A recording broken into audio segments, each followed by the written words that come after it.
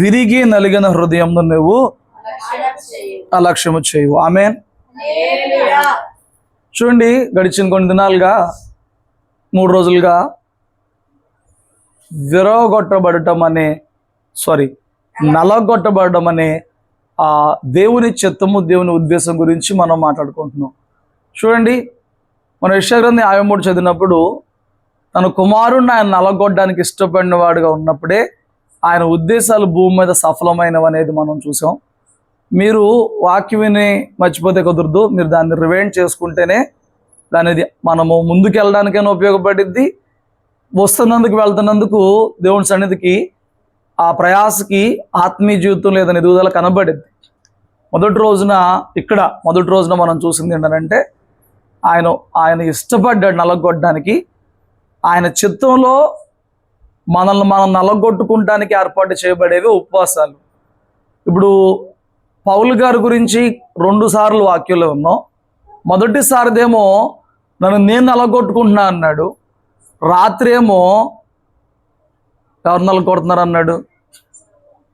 సాతానే దేవుని చేత ఒక దూతగా ఉండి నలగొడుతుంది అన్నాడు. మొదటిదేమో నేను నలగొట్టుకుంటున్నాను అన్నాడు. ఎందుకు అక్కడ నలగొట్టుకుంటున్నాడు? భ్రష్టుడిని అవ్వకూడదని నలగొట్టుకుంటున్నాను అన్నాడు. మొదటిదేమో భ్రష్టుడిని అవ్వకూడదని నలగొట్టుకుంటున్నాడు. రెండో రోజు చెప్పుకుందేమో నలగొట్టి దేవుడు ప్రాణాలు ఉజ్జీవింప చేయడానికి నలగొట్టిన వాడుగా ఉన్నాడని ఇజ్రాయేల్ ప్రజల్ని చూసాం. మూడోదేమో దేవుడే నలగొట్టేది. ఎందుకు? హెచ్చుపోకుండా. ఎక్కువ నలగొట్టుకోవడం ఎందుకు జరుగుతుంది? సేవలో ఉన్నప్పుడు ఎక్కువ నలగొట్టేసుకుంటా. నా వయసుకి శక్తికి మించిన ఉపవాసాలు చేస్తున్నాను నేనైతే. ఎందుకు అవసరమా అని చాలామంది అంటారు. నీకు తెలియదు, అవసరం అవుతుంది. ఆ ఫైటింగ్స్కి, ఆ పోరాటానికి, ఆ శోధనకి అవసరం అవుతుంది. మొదటిదేమో మనకు మనం నలగొట్టుకోవడం, కారణం భ్రష్టత్వంలో పడకూడదు. రెండోది మనం చూసినటువంటి ప్రాణాన్ని ఉజ్జీవింప చేయాలని దేవుడే తన ఉద్దేశంలో నలగొట్టింది చూసాం. మూడోది మనం గడిచిన రాత్రి మనం చూసాం. ఏం చూసాం?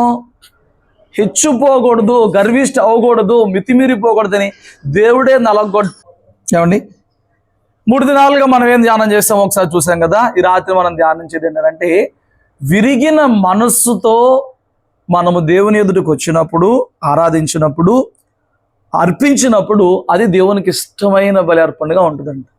విరిగిపోయిన హృదయముతో దేవుణ్ణి ఆరాధించేది, ప్రార్థించేది, దేవుణ్ణి స్తుతించేది ఏ హృదయంతో? విరిగి నలిగిన మనస్సుతో. నలిగిన మనసు గురించి మాట్లాడుకుంటున్నాం. సరే, ఇప్పుడు దావీదు గారు ఎందుకు నలిగిపోయిన మనస్సుతో నేను నిన్ను ఆరాధన చేస్తున్నాను కాబట్టి ఇంతకన్నా శ్రేష్టమైన అర్పణ నీకు లేదని చెప్తున్నాడు? ఎందుకు నలిగిపోయిన హృదయానికి వచ్చాడు? ఎందుకు దావీదు నలిగిపోయిన వాడయ్యాడు? ఇక్కడ దావీదు నలిగిపోయిన దానికి దేవుని ఉద్దేశం ఏమన్నా ఉందా? ఇక్కడ దావీదు నలిగిపోయిన దానికి హెచ్చుపోతాడని చెప్పి నలిగిపోతున్నాడా? ఇక్కడ దావీదు నలిగిపోతానికి భ్రష్టుడు అవుతున్నాడని చెప్పి ఎందుకు నలిగిపోతున్నాడు? జాగ్రత్త కొన్ని మాటలు చెప్తాను, ఎక్కువసేపు చెప్పండి శ్రద్ధగా. ఎందుకు ఇక్కడ నలిగిపోతున్నాడు అయ్యా అని అంటే, వినండి. దావీదు ఒకప్పుడు దేవుడిని ఎంతగానో ప్రేమించాడు. ఇంట్లో 7 అన్నదమ్ములు, తనకు ముందు 7 అన్నదమ్ములు ఉన్నా, ఇంట్లో ఎంతమంది ఉన్నా, తను ఒంటరిగా గొర్రెలు కాసుకుంటున్న వేళల యందు దేవునితోనే ఎక్కువగా సహవాసం చేసేవాడుగా దావీదు ఉన్నాడు. దేవునినే ఎక్కువ స్నేహితుడిగా భావించి, దేవుణ్ణి గణపరుస్తూ, దేవుణ్ణి ఆరాధిస్తూ, దేవుణ్ణి స్తుతిస్తూ, దేవునితోనే ఎక్కువ కలిసిపోయిన, మమేకమైపోయిన ఆత్మ సంబంధమైన అనుభవంలో దావీదు ఉన్నాడు. దావీదు హృదయము దేవుణ్ణి అనుసరించేదిగా, దేవుని చిత్తాన్ని వెంబడించేదిగా ఉంది, మొదటి నుంచి ఉంది. దానిని చూసే దేవుడు దావీదుని అతడు నా హృదయానుసారుడు అని చెప్పి రాజుగా చేయడానికి దావీదుని ఎంచుకున్నాడు.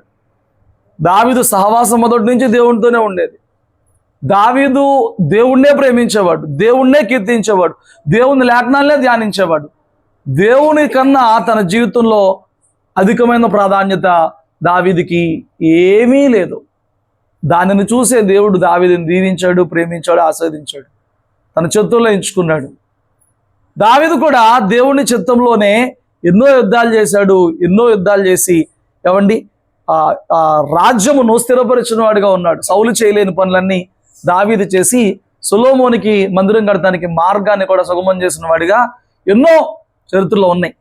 కానీ దావీదు ఒక దినమున మార్గస్థుడైన సాతాను గాడికి చోటిచ్చాడంట.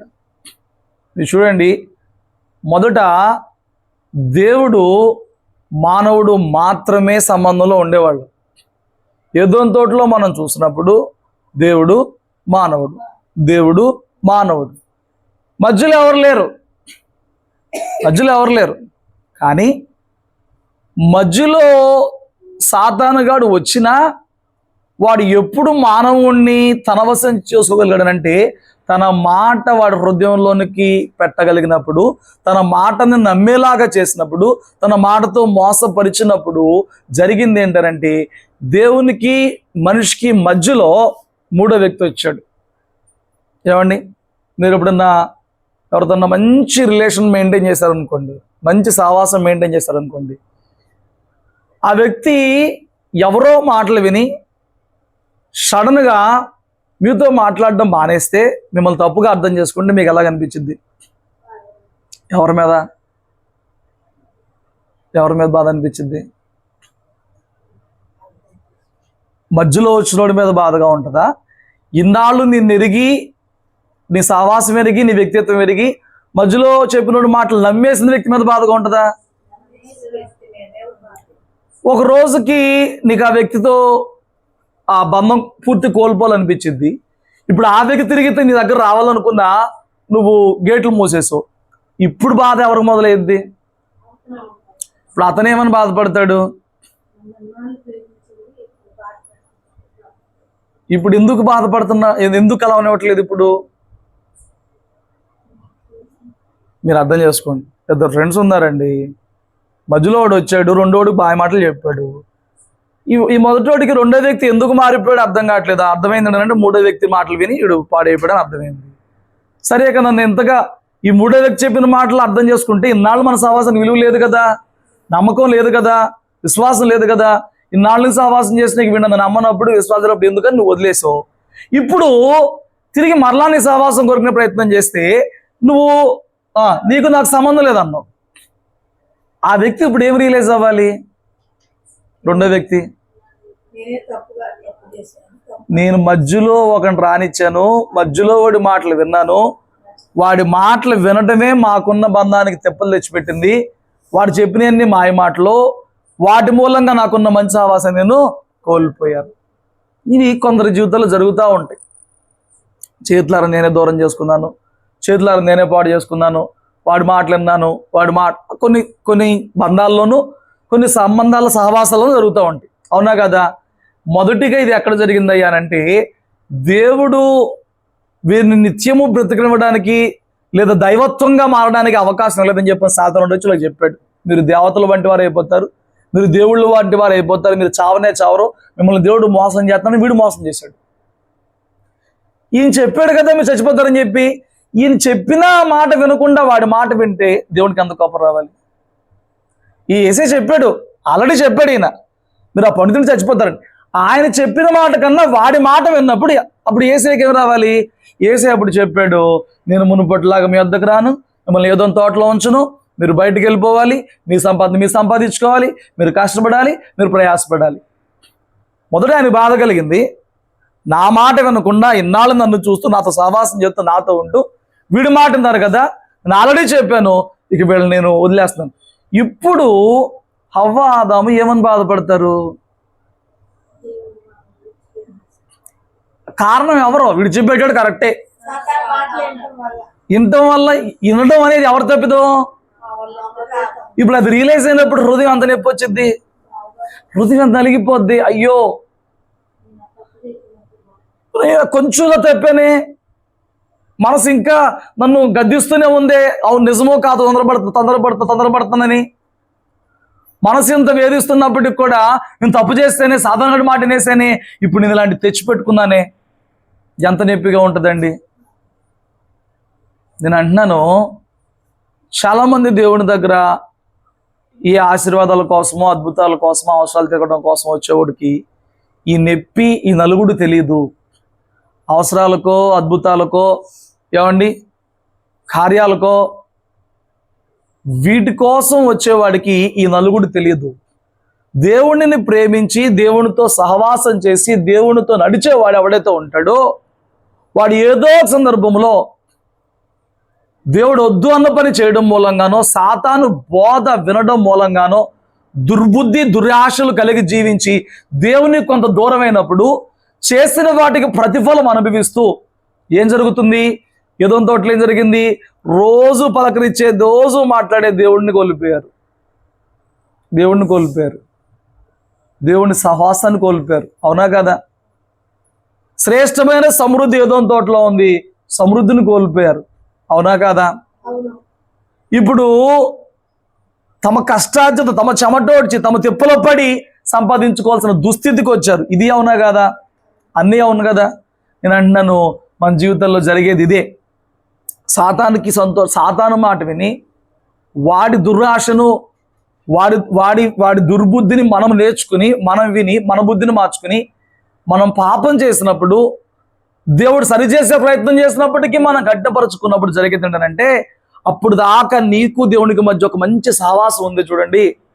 దేవుడు నీతోనే అచ్చంగా మాట్లాడుతున్నట్టు, అందరికన్నా లోపల నిన్నే ఎక్కువ ప్రేమిస్తున్నట్లు, అందరికన్నా ఎక్కువ నీకే విలువిస్తున్నట్లు దేవుని సందులో ఉన్నప్పుడల్లా నువ్వు ఆనందపడే వ్యక్తిగా ఉండేదానివి.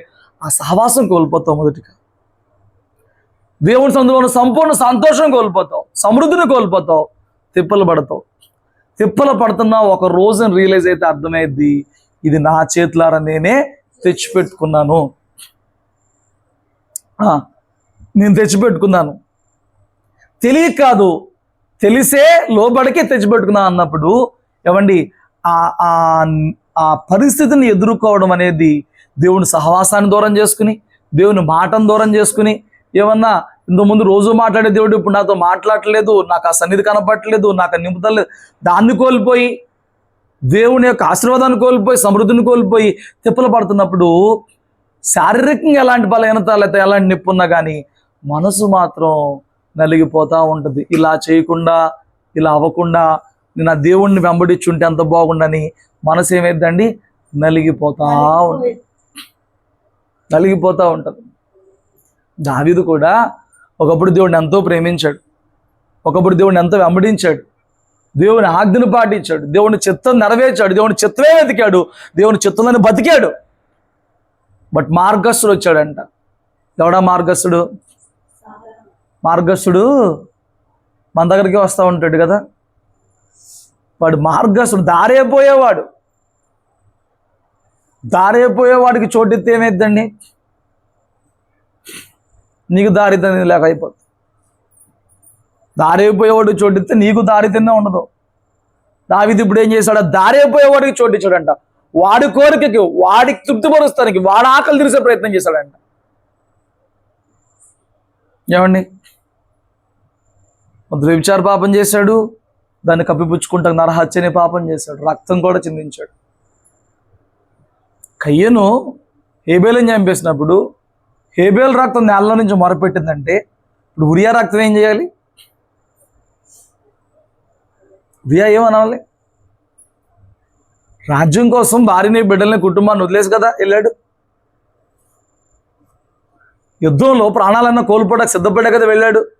రాజు పిలిస్తే ఏ గొప్ప కార్యం ఉందో అని చెప్పని, ఏ గొప్ప పని పడిందో అని చెప్పని వచ్చాడు. రాజు ఇంటికి బొమ్మన్నా పోలేదు, రాజు తాగబోపించినా పోలేదు, తన సొంత మరణ శాసనం చేతుల్లో పట్టుకుని తనే తీసుకెళ్లి యోవాబుకు అప్పచెప్పాడు. అలా నీతిమంతుడు చంపబడినప్పుడు మరి అతని రక్తము ఎంత మొరపెడుతుంది? అతని రక్తం ఎంత కేకలేస్తుంది? నేను అన్యాయం చేయబడలేదా ప్రభువా, నాకు అన్యాయం జరగలేదా ప్రభువా? అతని రక్తం మొరపెట్టింది కదా. హేబేలు రక్తం మొరపెట్టిద్దా? ఉరియా నీతిమంతుడు కాదా? బలిపీఠం కన్నా ఆత్మలు కేకలు వేయట్లేదా మాకు న్యాయం తీర్చు అని? 6-9 వచ్చిన వాళ్ళు ప్రకటన గ్రంథంలో కేకలు పడుతున్నారు. మరి ఇప్పుడు దేవుడు చూస్తా ఊరుకుంటాడా? ఏమన్నా పశ్చాత్తాపడుతున్న కయ్యూనికి అవకాశం ఇచ్చాడు, కయ్యూను సరి చేసుకోలేకపోయాడు. ఏమన్నా మారతాడేమో అని చెప్పిన 9 నెలలు ఇప్పుడు దాకా దావీదుకి అవకాశం ఇచ్చాడు, దావీదు కూడా సరి చేసుకోలేకపోయాడు. ఏమన్నా మారతామేమో అని మనకి అవకాశాలు ఎన్నో ఇస్తున్నాడు. కొన్ని అయిపోయినాయి, కొన్ని కొన్ని అవకాశాల్లో ఉన్నాం, కొన్నిటికి అవకాశం అయిపోయి తీర్పులోకి వచ్చేసినవి ఉన్నాయి, వాటిలో నలిగాం, వాటిలో నొప్పి పొందాం. ఇప్పుడు కొన్ని ఇంకా అవకాశమే, ఈ ఉపవాసాల అవకాశమే. ఎన్నో సరిచేయబడటానికి మన జీవితంలో, ఎన్నో మార్పులోకి రావడానికి మన జీవితంలో ఈ ఉపవాసాలు మనకు అవకాశమే కదా. దావీదు దగ్గరికి ప్రవక్త వచ్చినప్పుడు, నాతాన్ వచ్చినప్పుడు, ఏమండి మొదట ఎవరి గురించి అనుకున్నాడు?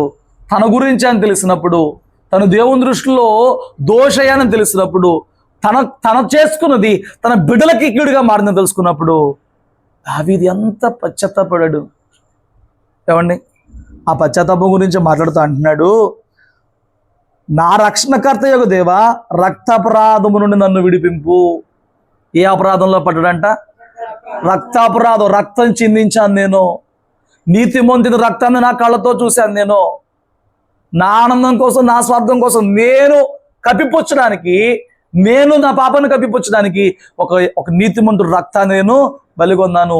ఆ రక్తాపరాధం నుంచి నన్ను విడిపించు. హల్లెలూయా. ఈరోజు క్రీస్తు రక్తం మన మీద ఉంది. హేబేలు రక్తం మొరపెడితే, ఉరియా రక్తం మొరపెడితే, మనం చేస్తున్న పాపాలను బట్టి క్రీస్తు రక్తం మన పక్షంగా ఏమని మొరపెట్టాలి? ఏమండి మన కోసం చిందించబడిన రక్తమే కదా. ఈరోజు నా వాక్యం చెప్తుంది మనం బుద్ధిపూర్వకంగా మరలా పాపానికి వెళ్ళినప్పుడంట క్రీస్తు కుమారుని పాదాలతో తొక్కినట్లుగా చేస్తున్నామంట. ఆ అపరాధం నుంచి ఎవరు విడిపిస్తారు? మనిషి రక్తం చిందించిన దానికి వీళ్ళు రక్తాపరాధంలో పడిపోతే ఈరోజు దేవుని రక్తాన్ని వృధాగా పోగొడుతున్నాం. చూడండి, దేవుని రక్తాన్ని వృధాగా నేలపాలు చేస్తున్నాం కదా, దేవుణ్ణి కాళ్ళ కింద తొక్కుతున్నాం కదా. ఈ అపరాధం నుంచి ఎవరు తప్పిస్తారు? దావీదు ఏడుస్తున్నాడు, అయ్యా రక్తాపరాధం నుంచి నన్ను తప్పించు. అప్పుడు నా నాలుకని నీతిని గురించి ఉత్సాహగానం చేస్తుంది. ప్రభువా, నా నోరు నీతిని పరచునట్లు నా పెదవులు తెరువు. నువ్వు బలిని కోరేవాడివి కావు, కోరితే అర్పించగలను. కానుకేస్తే పాపం పోయిద్దంటే ధనవంతులందరూ పరిశుద్ధులే, అవునా కదా? బలర్పిస్తే పాపం పోయిందంటే ధనవంతులందరూ పరిశుద్ధులే. దావీదు చెప్తున్నాడు, నువ్వు బలిని కోరట్లేదయ్యా, దేవుణ్ణి కానుకలు కోరట్లా, దేవుణ్ణి మొక్కుబళ్ళు కోరట్లా, దేవుణ్ణి గృహంలో ఉన్న వెండి బంగారాలు కోరట్లా. దేవుడి నీలో పశ్చాత్తాపపు హృదయము, నువ్వు చేసిన అవిధేయతను బట్టి నలిగిన హృదయము, నువ్వు ఎంత నలుగుడు పడ్డావో దాన్ని దేవుడు కోరుతున్నాడు. దావీదు చెప్తున్నా ఏనంట, విరిగిన మనసు దేవునికి ఇష్టమైన బదులు దేవా విరిగి నలిగిన హృదయం నువ్వు అలక్షించి. ఈరోజు చాలా మందికి ఆశీర్వాదం లేదనే బాధ, అవసరం తీరట్లేదనే బాధ, అద్భుతాలు జరగట్లేదనే బాధ, వాగ్దానం లేదనే బాధ. కానీ ఎంతమందికి నేను దేవుని దుఃఖం పెడుతున్నాను, దేవుని వాక్యం పెడుతున్నాను, దేవుని సహవాసం పాడు చేసుకుంటున్నాను, ఈ విషయం నలిగిపోయేది ఎవరండి? ఎన్నో రోజుల నుంచి ప్రార్థన చేస్తున్నా, కార్యం జరగట్లేదు, మేలు జరగట్లేదు, వీటి కోసం నలిగిపోతున్నాను తప్ప ఎన్ని విషయాలు మీరుతున్నాను, ఎన్ని దెబ్బలు నేను ప్రభువుని కొడుతున్నాను, ఎంత నేను దేవుని బాటంగా సిల్లి వేస్తానని చెప్పని దీని విషయం నలిగిపోతుంది ఎవరండి? మీరు అర్థం చేసుకుంటున్నారా? దావీదు ఎందుకు నలిగిపోతున్నాడు? ఏం తక్కువైంది దావీదుకి? ఏం తక్కువైంది? రాజుకి ఏం తక్కువ ఉంటుంది? రాజు తలుచుకుంటే దేనికన్నా తక్కువ ఉంటుందా? తక్కువ లేదు కదా. అలాంటి వాడు ఎందుకు నలిగిపోతున్నాడు? నేను దేవుని ఆజ్ఞను మీది దేవుని దుఃఖపరిచిన వాడిగా, దేవుని సహవాసం కోల్పోయిన వాడిగా నేను ఉన్నాను కదా. హల్లెలూయా. దాని విషయంలో నలిగిపోతూ ఉన్నాడు దావీదు. 6వ అధ్యాయము కీర్తన గ్రంథం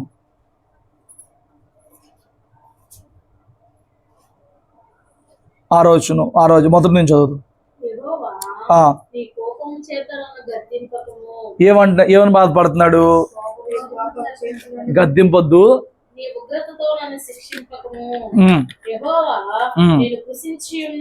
ఏమైపోయాడంట? కృషించాను,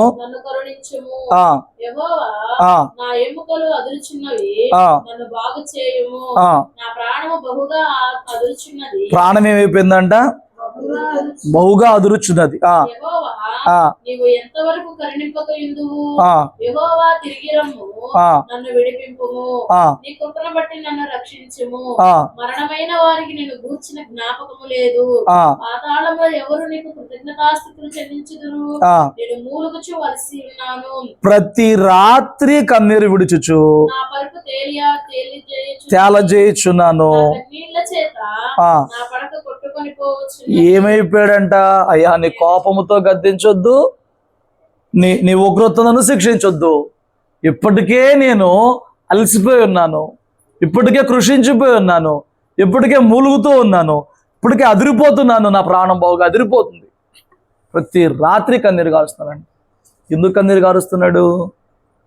చేసిన అవిధేయత. ఏమండి, ప్రతి రాత్రి కన్నీరు కారుస్తున్నాడు. ఒక విషయం కోసం ఎంతకాలం కన్నీరు కార్చగలవండి? మనిషిని కోల్పోయి ఎంతకాలం కన్నీరు కారుస్తాం? ఏమండి, ఆరోగ్యం కోల్పోయి ఎంత కన్నీరు కారుస్తాం? నిజమైన ఆత్మీయుడికి దేవుని సహవాసం నుంచి దూరమైనప్పుడు కలిగే కన్నీరు, బాధ మిగతా వాటన్నిటికంటే గొప్పదిగా ఉంటుంది. మిగతా వాటిని గురించిన విచారం కంటే కూడా దేవుని సన్నిధిని కోల్పోయిన దాన్ని బట్టి తను విచారపడే విచారము అన్నిటికంటే హెచ్చుగా ఉంటుంది. దావిదు ప్రతి రాత్రి కన్నీరు కాస్తున్నారంట. దావిదు చెప్తున్నాడు, నేను నలిగిపోయానయ్యా, నీ కోపానికి, నీ ఉగ్రతకి, నీ శిక్షకి, నాకు కలిగిన బాధలకి నేను నలిగిపోయి ఉన్నాను. నలిగిపోయిన హృదయంతో వచ్చినప్పుడు, నలిగిన మనసుతో వచ్చినప్పుడు అలక్ష్యము చేసే దేవుడివి కావు. అలక్ష్యం చేసే దేవుడివి కావు.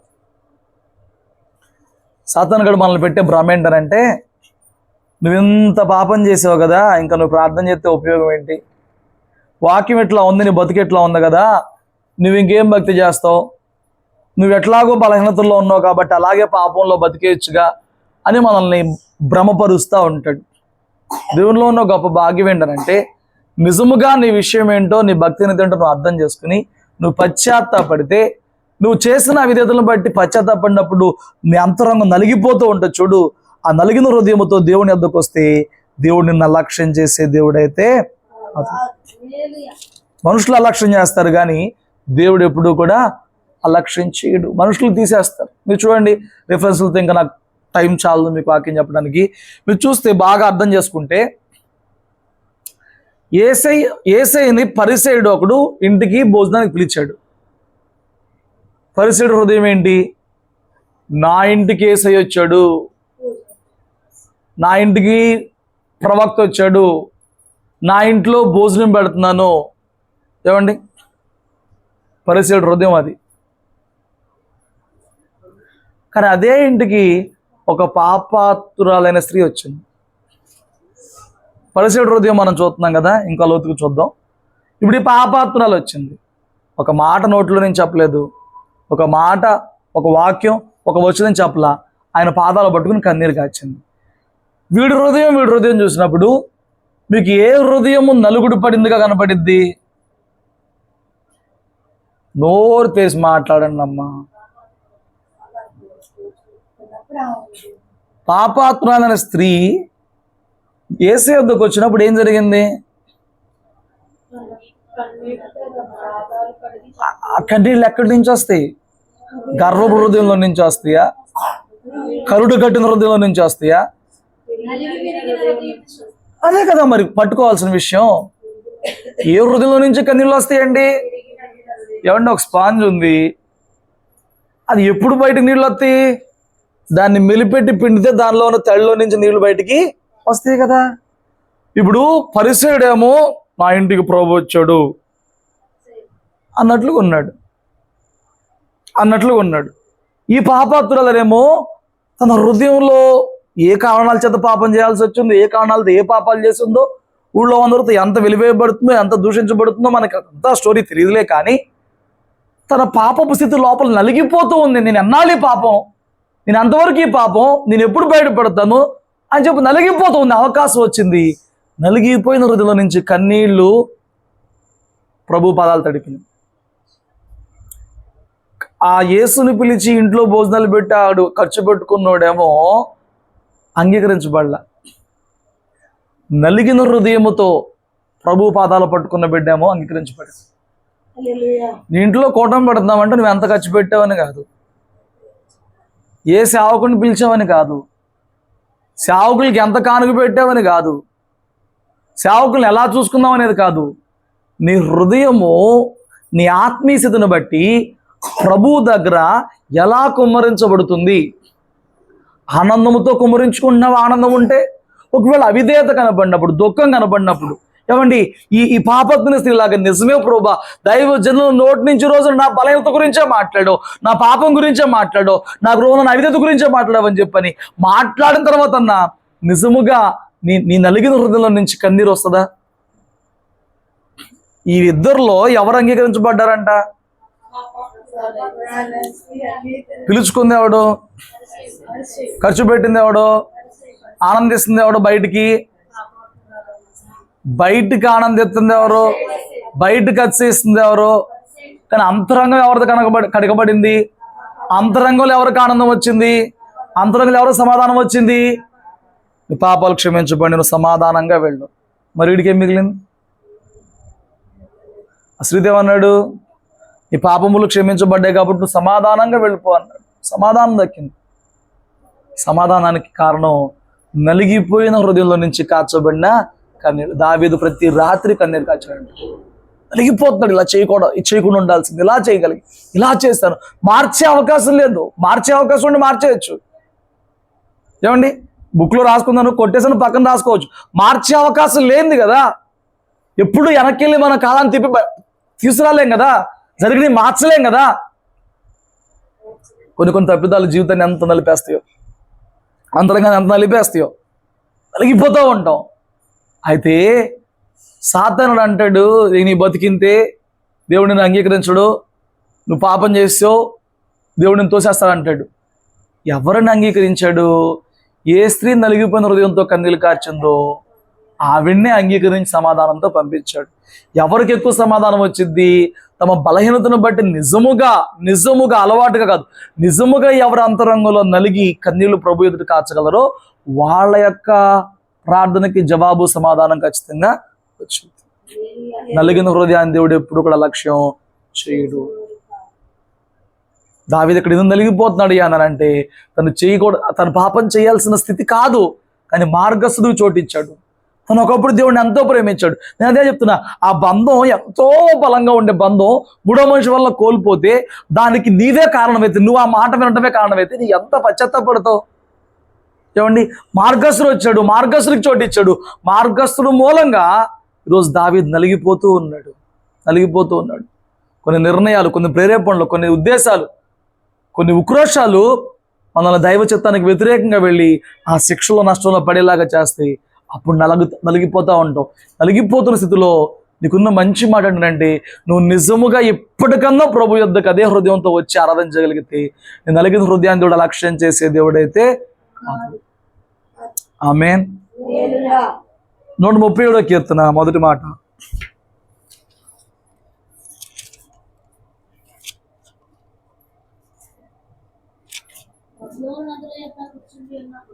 బబులోను నదుల యొద్ద కూర్చున్నప్పుడు ఏం జ్ఞాపకం చేసుకున్నారు? సియోనును జ్ఞాపకం చేసుకుని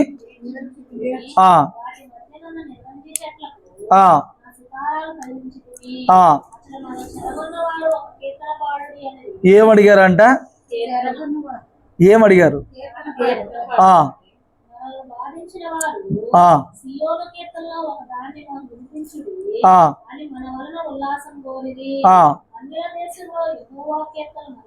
ఉల్లాసానికి ఎట్లా పడతారండి? మీకు అర్థమైందా? వారు దేవుని కీర్తనలు పవిత్రమైనవి గాయించి దేవుని ఆలయానికి, దేవుని మందిరానికి వెళ్ళినప్పుడు వాళ్ళు శృతిలో, రాగములో పైనోళ్ళు పాడుతుంటే వీళ్ళని అనుకరిస్తూ ఉండేవాళ్ళు దేవాలయంలో. కీర్తనలకి మీరు ఎప్పుడైనా చూసుకుంటే అష్టమ స్థుతిలో పాడాలి, అలా పైన దాన్ని ఏ రాగంలో పాడాలో దావీదు భక్తులు ఆ కీర్తనలు ఏ రాగంలో పాడాలో కొన్ని చోట్ల కొన్ని కీర్తనలు ఇస్తారనమాట. ఆ రాగంలోనే పాడాలి, ఆ తాళంలోనే పాడాలి. వాళ్ళు పాడుతుంటే వీళ్ళు అనుకరించాలి. హెచ్చు స్వరం ఉంటుంది, తగ్గు స్వరం ఉంటుంది, రకరకాల స్వరాలతో, రకరకాల రాగాలతో వాళ్ళు ఆ పాటలు రాస్తూ ఉండేవాళ్ళు, కీర్తనలు రాసేవాళ్ళు. స్తోత్రం చెప్పు. హల్లెలూయా. చూడండి 88వ కీర్తనలో ఉంటుంది, మహాలతు లయోను తను రాగం మీద. అది ఏంటో మనకు తెలియదు. ఏ రాగం అంట? దొరికిందా? దొరికిందా? ఏదో రాగం చెప్పాడు, ఆ రాగం మీద పాడాలంట దాన్ని. ఆ రాగాన్ని మించి పాడతాకైతే 81వ కీర్తన చూడండి పైన. ఏ రాగంలో పాడాలంట? గితీం అనే రాగంలో పాడాలంట. 75వ కీర్తన చూడండి. అసాబ్ కీర్తన కాదు, పైది. ఆ పైన ఏముంది? ఆ రాగం మీద పాడాలంట. అసాబ్ కీర్తనే ఏ రాగంలో పాడాలి ఉందిగా అక్కడ. అల్తషేతు అనే రాగం మీద పాడదగింది. 76వ కీర్తన తంతి వాద్యాలతో పాడాలి. 77వ కీర్తన ఏమమ్మా అర్థం కావట్లేదు నేను చూపించే మాటలో. యోధుతోను అనే రాగం మీద పాడాలి. అర్థమైందా? ఇన్ని రాగాలు ఉన్నాయి వాళ్ళకి. అంటే రెండా? వాళ్ళ పాటలు చాలా విలువైనవి. వాళ్ళ పాటలు చాలా ఏమండి నిర్దిష్టమైన వాటితో. 69వ కీర్తన చూడండి, శోషనీయాలను రాగం అంటాడు. ఎన్నో రాగాలు ఉన్నాయి వీళ్ళకి. కొన్ని తంతి వాద్యాలతో పాడమంటాడు, కొన్ని రాగాలు ఉన్నాయి అంటారు. ఏమండి 60వ కీర్తన 60వ కీర్తన కాదు, 62వ కీర్తన మళ్ళీ యోధుతోను రాగం అంటాడు. ఎన్నో రాగాలు వాళ్ళకున్నాయి. 57 ఏముందంటే అక్కడ మళ్ళీ అల్తషేత్ ఇక్కడ ఆ రాగం చెప్తాడు. 58 కూడా అదే రాగం మీద పాడమన్నాడు. 59 కూడా అదే రాగం మీద పాడమన్నాడు. చూసారా? ఎప్పుడన్నా గమనించారా మీరు వాటిని? అసలు ఎప్పుడన్నా పట్టుకున్నారా? స్తోత్రం చెప్పు. ఎప్పుడన్నా చూసారా? సో వీళ్ళకి ఇన్ని కీర్తనలు అన్ని విలువైనవి. దేవుని మందిరానికి వెళ్ళినప్పుడు, దేవుని ఆలయానికి వెళ్ళినప్పుడు, ఆ పండగలలో కొన్ని పాడతారు, బలార్పణలప్పుడు కొన్ని పాడతారు. నిర్దిష్టమైన సమయంలో నిర్దిష్టమైన పాటలు, నిర్దిష్టమైన రాగాలతో, శృతితో, హెచ్చు స్వరముతో, తగ్గు స్వరములతో వారు దేవుణ్ణి కీర్తించే పాటలు చాలా విలువైన పాటలు. వీళ్ళు ఎప్పుడైతే నెబుకద్నెజరు చేత చెరపట్టబడి ఆ దేశానికి చెరగా వెళ్తున్నారో, ఆ నదుల యొద్ద కూర్చున్నప్పుడు అంట బబులోను నదుల దగ్గర వీళ్ళు వెళ్తా వాళ్ళ యొక్క మిగిలిన కొన్ని ఈ వాయిద్యాలు పట్టుకెళ్ళి అక్కడ తగిలించినప్పుడు అంట వాటిని చూసి, ఓహో వీటితో మీరు మీ దేవుడిని ఆరాధన చేస్తారనుకుంటు కదా, సర్లే ఎందో ఒక పాట పాడండి టైం పాస్కి. ఉల్లాసానికి పాటలు అడిగారంట. ఎంతో పవిత్రంగా పరిశుద్ధంగా దేవాలయంలో పాడే పాటలు పనికిమాలలో ఉల్లాసానికి పాడమంటే వాళ్ళ హృదయం నలిగిపోద్దండి. నీకు అర్థమవుతుందా? స్తోత్రం చెప్పు. హల్లెలూయా. ఒక రోజున మందిరం కట్టిన కొత్తలో పిచ్చేసిన వాళ్ళ డ్రైవర్ ఒక అతను ఉండేవాడు. అక్కడ ట్రాక్టర్ పెట్టుకుని ఉండేవాడు. చెట్టు కింద పెట్టేవాళ్ళు. చర్చి ముందు పెడితే మంచిదని చెప్పని ఇక్కడ ఎండగా ఉంటుందని ఆ చెట్టు కింద పెట్టుకుని కూర్చునేవాడు. తినాలి. ఈ ఎండగా ఉంటుంది కదా, చర్చిలోకి వెళ్ళి పడుకోలే అన్నాడంట ఓ అనరు. ఆయన చర్చిలోకి వచ్చి దీని మీదకి వచ్చి పడుకున్నాడు. మా చిన్నప్పుడు ఆ బలిపీఠం దగ్గరికి పోవడానికే మాకు పర్మిషన్ లేదు. సంవత్సరంలో ఒకసారి దాన్ని దులపాలంటే అది కొంచెం ఈ చిన్న స్టేజ్ మాదిరి ఉంటుంది. పైన ఆ డెకరేట్ చేయాలన్నా, స్టేజ్ మీదకి వెళ్ళాలన్నా సండే స్కూల్ పిల్లల్లో ప్రార్థన చేసి ఎంపిక చేసిన వాళ్ళతోనే తప్ప ఆడోళ్ళు కానీ, మగోళ్ళు కానీ, పెద్దోళ్ళు కానీ, పాస్టర్ గారు తప్పితే ఇంకొక మనిషి పొరపాటుని నెక్కేవాళ్ళు కాదు. చిన్నప్పటి నుంచి అలాంటి విలువతో భక్తితో పెరిగావు. నేను సడన్గా లోపల కూర్చొచ్చినప్పటికి నా హృదయం ఎట్లా ఉంటుంది? అప్పుడు ఎలా ఉంటుంది హృదయం? మీరు చెప్పండి. ఇంత నేను ఎంతో పరిశుద్ధంగా భావించేది కదా, ఎంతో పవిత్రంగా భావించే స్థలం కదా, ఎంతో విలువగా భావించే స్థలం కదా, ఇది ఎవడో వచ్చి అక్కడ ఏదో పడుకున్నాడు. నేను చెప్పాను ఇక్కడ పడుకోవద్దు ఎప్పుడు కూడా. నేను ఊరుకున్న మిగతా వాళ్ళు చూస్తే అసలు పొరపాటు ఊరుకు ఇక్కడ పడుకోకూడదు, ఇక్కడ పడుకోమాక, కింద పడుకో అని చెప్పి. అంత బాధ. ఇక్కడ చెప్పడానికి అవకాశం, వాళ్ళకి చెప్పడానికి అవకాశం ఉందా? ఓ రోజు ఒక వ్యక్తి వచ్చాడు, పేరు చెప్పనులే కానీ, షూ వేసుకుని వచ్చాడు, మందిరం చూస్తానికి వచ్చాడు. నువ్వు చూస్తే బయట నుంచి చూడాలి, లోపలికి వస్తే షూ వేసుకుని లోపల రాబోయాడు. ఎంత మండిపోయిందంటే అంత మండిపోయింది. వాళ్ళ దేవుని ఆలయం వాళ్ళకి ఎంత పవిత్రం.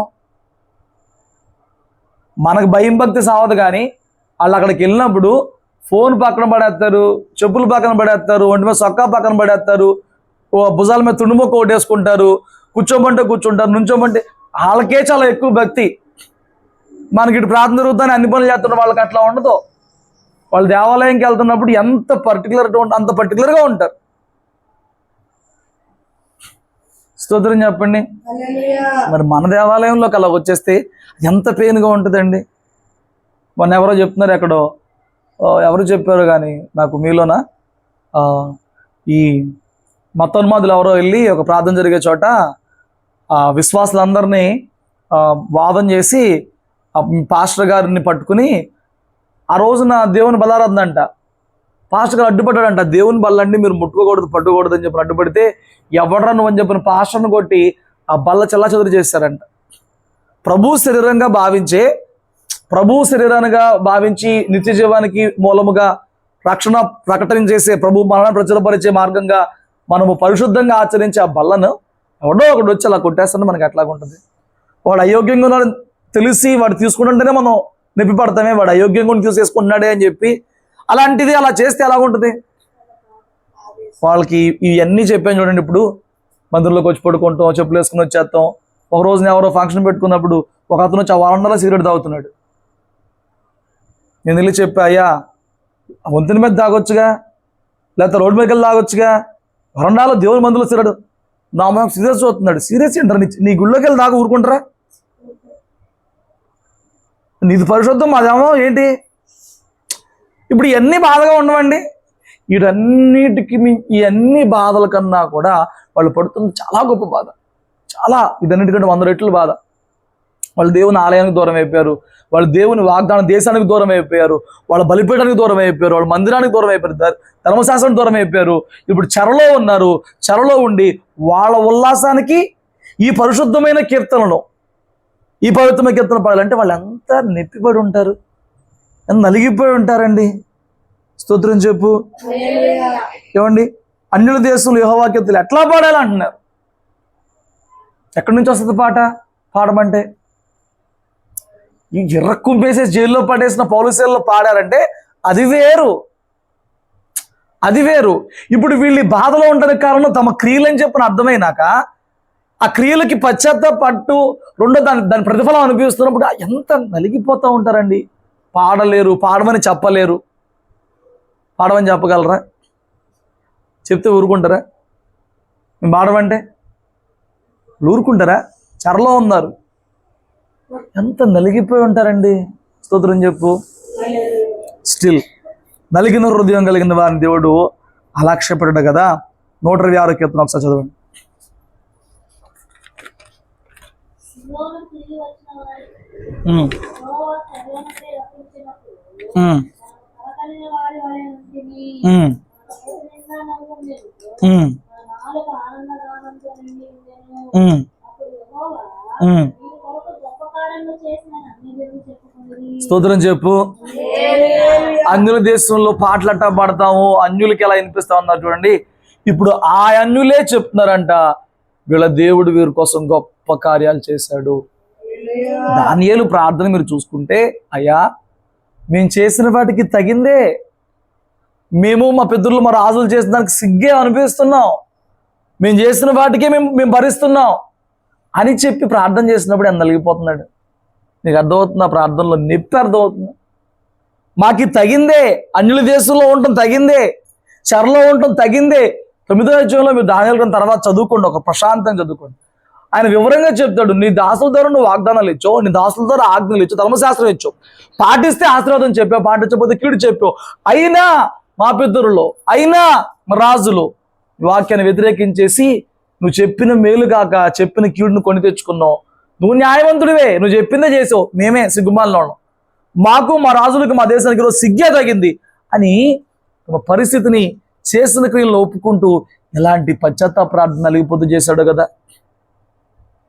హల్లెలూయా. వీటన్నిటికీ ప్రతిఫలంగానంట వారిని సియోనికి తిరిగి దేవుడు తీసుకొచ్చాడంట. తీసుకొచ్చిన రోజున ఇంతకాలం నలిగిపోయిన హృదయంలో ఇప్పుడు అలా అంటున్నారు, కలగన్నట్టు ఉందంట. ఇది నిజమా కలా? ఎందుకు? కాలం పడిన బాధ అలాగ ఉంది వాళ్ళకి.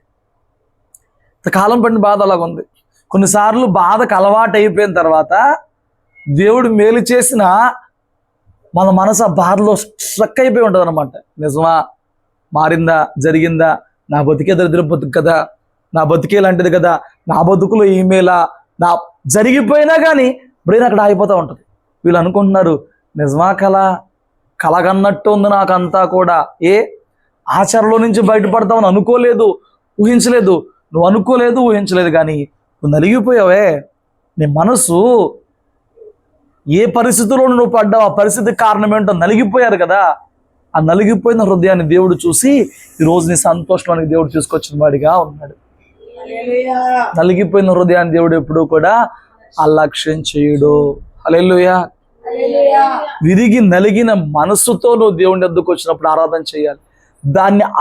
దాన్ని కారణం చెప్పిన కొందరు బైబిల్ చదువు ప్రార్థన చేయరు. ఏం చేయరు? నేను విరిగిపోయాను, నలిగిపోయాను, విరక్తి వచ్చేసింది నాకు. అసలు ఆ హృదయంతో చేసే ఆరాధన దేవునికి ఇష్టమైన బలిగా మారిద్దంట. స్తోత్రం చెప్పు. వీళ్ళు ఎందుకు నలిగిపోయారు అంటే దావీదు కానీ వీళ్ళే కానీ నలిగిపోయిన కారణం ఏంటయ్యా అని చెప్పినారంటే చేసిన పాపానికి వాళ్ళ యొక్క తప్పిదాన్ని బట్టి వాళ్ళు ఇలా జరగకుండా ఉండాల్సిందే అని నలిగిపోయిన వారిగా ఉన్నారు. నువ్వు కనుక ఒకవేళ నిజముగా ఈ సంవత్సరం అంతట్లో నీ క్రియలు చూసుకుని, ఈ సంవత్సరం అంతట్లో నీ ప్రవర్తన చూసుకుని ఏ విషయంలో నువ్వు తప్పిదం చేస్తున్నావో ఆ విషయాలు దేవునికి దుఃఖం కలగజేసేవి, దేవుని శిక్షకు అర్హమని అర్థం చేసుకుని నువ్వు నిజముగా పశ్చాత్తాపంతో ప్రార్థన చేస్తే దేవుడు శిక్ష నుంచి తప్పించేవాడిగా ఉంటాడు. ఆ విరిగిపోయిన హృదయంతో నువ్వు చేసే ప్రార్థన, నలిగిపోయిన హృదయంతో నువ్వు చేసే ప్రార్థన ఆయన అంగీకరించేవాడు. ఇంకొక మాట చదువు ముగించుకుందాం. 61వ అధ్యాయము యెషయా గ్రంథం మొదటి మాట ఏముందో చూడు.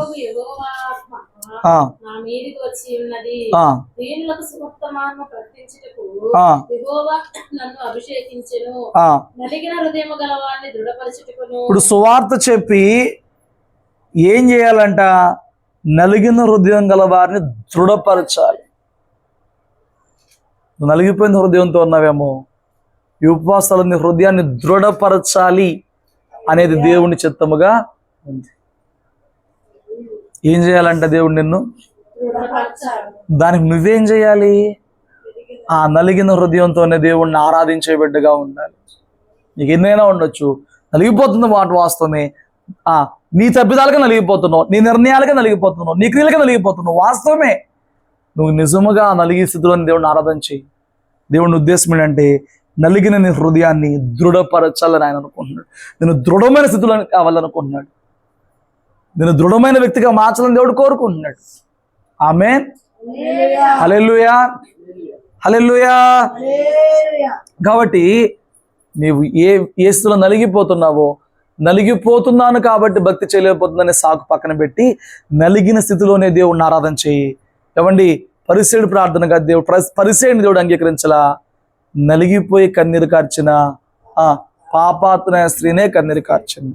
అదే చెప్తున్నా, నీ గృహంలో కూడికి పెడుతున్నావంటే ఎంత పైపైన విషయం కాదు, నీ హృదయము దేవుడు చూస్తున్న దేవుడుగా ఉన్నాడు. హృదయాన్ని బట్టి నీకు జవాబిచ్చే దేవుడుగా, సమాధానం ఇచ్చే దేవుడుగా ఉన్నాడు. కాబట్టి నువ్వు ఎంత నలిగిపోయావో ఆ నలిగిన స్థితిలోనే దేవుడిని మహింపరచు, దేవుడిని ఆరాధించు. దేవుని సువార్తను వింటే నలిగిన స్థితిలోనే అప్పుడు దృఢపరచబడతావు. ఇక్కడ ఏమన్నాడు? దీనులకు సువార్త మనం ప్రకటించుటకు యెహోవా నన్ను అభిషేకించు. సువార్త ప్రకటించినప్పుడు ఏం జరగాలంట? నలిగిన హృదయము కలిగిన వారిని దృఢపరచడానికే సువార్త. నలిగిపోయి ఉన్నావు, సువార్త వినకపోతే ఏమవుతావు? నలిగిపోయావు ఉంటావు. నలిగిపోయావు, నీకు ఎక్కట్లేదు అంటున్నావు వాక్యం. కానీ సువార్త ఎందుకుంది? నలిగిన హృదయం దృఢపరచడానికి కదా. నువ్వు నలిగిన స్థితిలో దేవుడిని ఆరాధించి దేవుని వాక్యం పట్టుకోగలిగితే దేవుని చేత అంగీకరించబడతావు. దేవుని చేత నీ హృదయం దృఢపరచబడుతుంది. అట్టి కృప, అట్టి భాగ్యం ఈ 40 రోజుల ఉపవాసాల్లో దేవుని చేత అంగీకరించబడటానికి, దృఢపరచబడటానికి దేవుడు తన కృప చొప్పున మన కలగజేయును గాక. ఒకరు ప్రార్థన చేయండి.